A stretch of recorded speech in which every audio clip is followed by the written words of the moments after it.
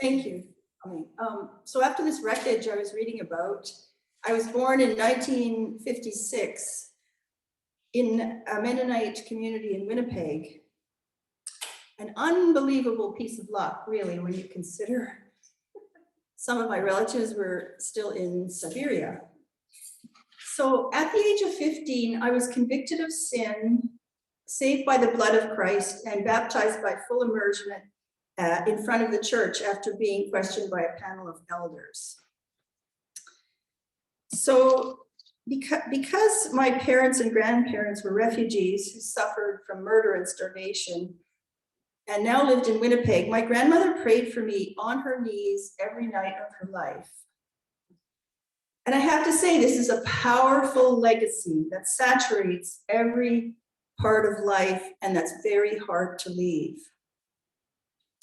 In Canada, we had this community of Mennonites in the North Kildonan neighborhood, and I was raised and experienced the power of a united community of faith. For some reason, I fell away from this faith. It just didn't work for me, even though I had no intention to fall away. But I stopped believing in supernatural beings who could see and judge my thoughts and actions.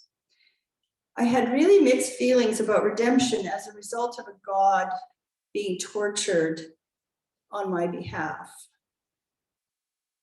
However, it has come to me recently through participation in the Quaker meeting that I attend, Buddhist meditation, and attending this community, that my narrow survival-based childhood religious experience that was presented as the truth was possibly not all there was to religion.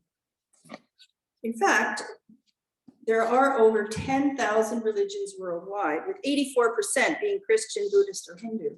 So this is a large variety. So this spring, my friend Georgia and I decided to explore some major religions in our area. I was curious about the practices, communities, and facilities of the religions around me, so we chose Islam, Judaism, and Catholicism as being kind of major religions that were local and accessible. I can actually put this exploration into the value system of both Unitarians and Quakers. The Unitarian principle, acceptance of one another and encouragement of spiritual growth in our congregation, and principle 4, a free and responsible search for truth and meaning. In the Quaker Advices and Queries pamphlet, I found this principle: take time to learn about other people's experiences of the light. This is kind of a change for me from you will know the truth and the truth will set you free, and we know the truth. So I've remained interested in religion and what it means to people, and so my friend and I undertook this exploration. So this was not about beliefs. I wasn't really interested in what everyone believed, because I believed none of it. So to me, it was just a story. What people in religion believe is a vast topic, and there's not time to delve into it here. And it is also, the purpose was not to judge religion as a tool of social control or the opiate of the masses. We actually know that Netflix is the opiate of the masses. And Aldous Huxley foretold this in 1931 in Brave New World.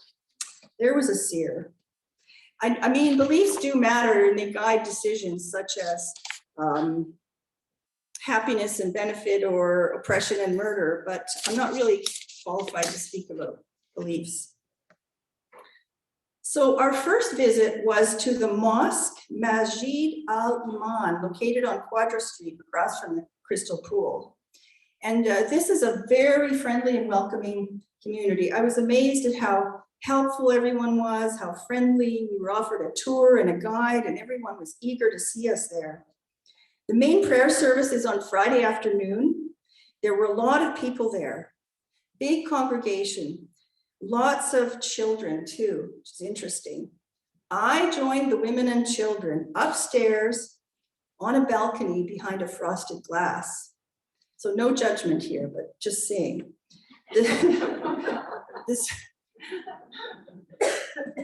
But it was, it's fun to be with the children. So The service lasted half an hour, a nice length for me, compared with the 2-hour synagogue service and a 3-hour Easter service at the Ukrainian church. The chanting was in Arabic, and all of these congregations used different languages, Arabic, Hebrew, Aramaic, and Ukrainian. I really like hearing that language. There was also a homily, and during the chanting in the mosque, the congregation practices prostrations. I've always liked prostrations. For me, they're kind of like an homage to the inexorable difficulties. So my friend really liked the mosque, and I encourage you all to go there. The people of the mosque participate a lot in our community. They have all kinds of cultural fairs, tours, and invitations to learn about their faith and get to know them as individuals. So our second visit was to the Jewish synagogue located at Pandora and Blanchard. And this is, I think, the oldest synagogue in Canada or in North America. In continual use. Religion, Judaism is a very interesting religion. It was formed over 4,000 years ago, the oldest monotheistic religion on the planet. What surprised me was that I have known Jewish people my whole life, and it never occurred to me to think, what do they do in a synagogue? I think that's really good to have that curiosity. So we went there, and once again, they were so friendly, so nice, explained things and showed us what books to use and where to sit. And I have to say, this was a long service, 10 a.m. to noon on a Saturday morning. It was Passover, which is a celebration of Jewish freedom. So from 10 a.m. to 10:50, a cantor presented singing in Hebrew. And I believe the book is called the Siddur. Does anybody know? Siddur. So that was beautiful. And when I followed along in the English, I noticed I felt that the ideas were quite mystical, which to me is my favorite part of religion. During the service, a member frequently came over to us to explain the readings and rituals, which this whole service seemed kind of informal. People were coming and going, and they didn't necessarily come for the first part, but they came for the second part. I don't really, to me, it was a very complex service, and I tried to figure it out on the internet, but I don't want to make a mistake. But a wondrous thing, which I thought was very wonderful, the rabbi took over from the cantor, and in a most exciting and dramatic moment, he unveiled the Torah and then picked it up and carried it around the room so people could touch it. I thought that was really a nice experience of the power of the Torah. And then the rabbi presented a homily, which was about Passover, which concerns the Jews fleeing from slavery in Egypt. And once again, they used it as a metaphor of how that we have our own slavery, we're stuck, and we can free ourselves. So that was quite interesting. It's very uplifting, and honestly, I feel really drawn to Judaism as quite an intellectual and emotional experience. But I will move on to our next visit. Our next visit was on Easter Sunday, which is actually an amazing time to go to a Christian church. My friend and I attended a service at the Ukrainian Catholic Church of St. Nicholas. Now, most Catholics, about 2/3, are Orthodox, but the Catholic Church is across the street, so we went there. Walking into this church is amazing. It's gorgeous, filled with paintings, golden chandeliers, embroidered cloths, candles, ornaments. Like, it's definitely spectacular. So I would encourage a visit there as well. So I believe the decorative nature of the church is to provide a sense of awe and wonder in approaching the divine, kind of moving from the earthly to the divine being.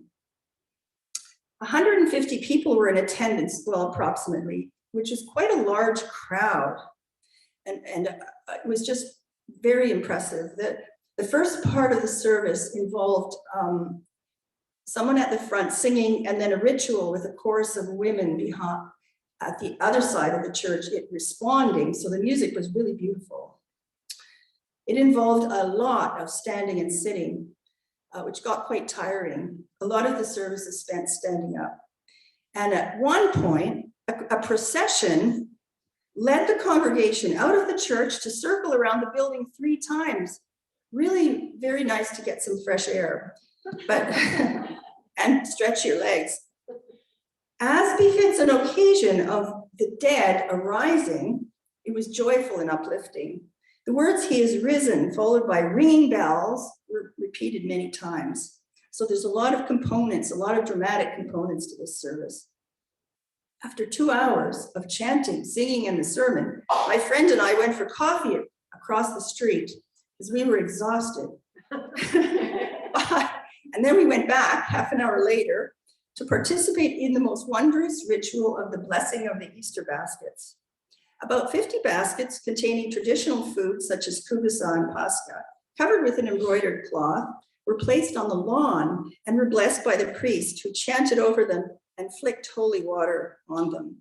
This was very beautiful and especially moving to my Ukrainian friend who was raised in this tradition. I hope that nobody's offended that I'm kind of treating these religions as sort of a spectacle.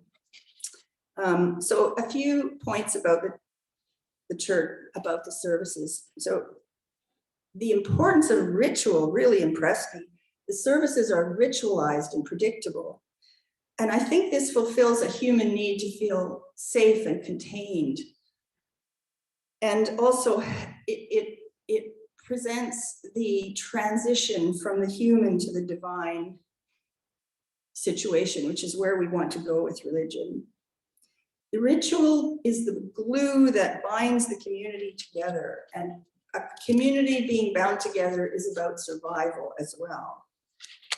People are always creating rituals, even in a secular culture. All kinds of rituals happen where we have coffee in the morning, we go on the internet, we visit our friends, and these rituals, if they are ever missed, they kind of kick the props out of your stability.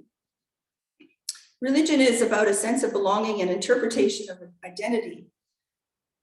The Jewish, Muslim, and Catholic communities are besieged, and they assist their sense of safety by providing this glue of religion.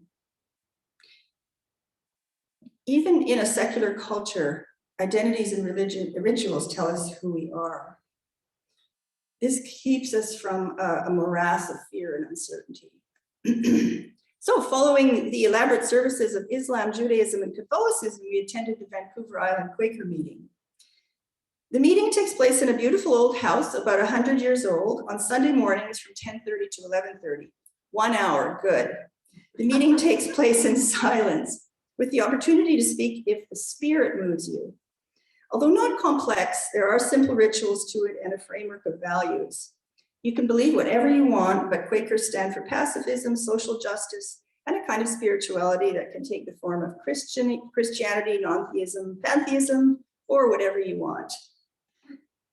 So what does all this mean? To sum up, I'm glad I know more about what people are experiencing and doing behind the walls of the synagogues and the other churches and the mosque. We live together, and it's good to know more about Islam, Judaism, Catholicism, Protestantism.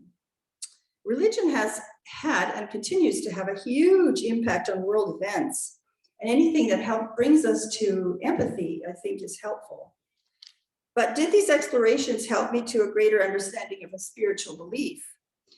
In groups of people, besides rituals, community, facilities, we can see the individual longing to believe something greater than themselves that helps them to love, to overcome human failings, to acknowledge suffering, to get help, to find sustenance. It is so hard to be a human being, even for someone privileged like me who was born after the wreckage. My Buddhist teacher sees all religious imagery as homage and resolution of dukkha, or suffering. As I've said, belief is a vast topic, and this is just a small version of what I saw in these visits. Thank you.